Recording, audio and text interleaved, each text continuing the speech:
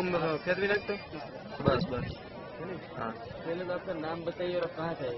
मेरा नाम सतीश खंडेली है और मैं राजस्थान के उदयपुर जिले से।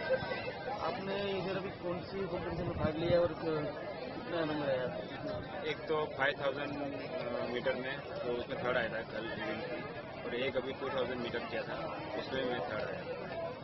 आपने इससे पहले इधर इधर का आपने ये स्पर्धा में भाग लिया, कैसा लगा? ये स्पर्धा मेरी फर्स्ट टाइम थी। इससे पहले मैं मुंबई स्विमेथॉन, इंडियन नेवी स्विमेथॉन और गोवा स्विमेथॉन और रत्नागिरी मालवण जो इवेंट होते हैं सी स्विमिंग के, सब में मैंने भाग लिया है। अब ये मेरी 22वीं इवेंट थी यहाँ पे सी स्विमिंग, और इसमें अब तक मैंने टॉप 10 में जगह बनाई। आपका क्या भविष्य में क्या प्लान है? भविष्य में ये जैसे इंटरनेशनल खेलना है मुझे, सी स्विमिंग हो या फिर लॉन्ग डिस्टेंस में, पैरा स्विमिंग में है, इसमें भी इसकी तैयारी। Our competitors are rushing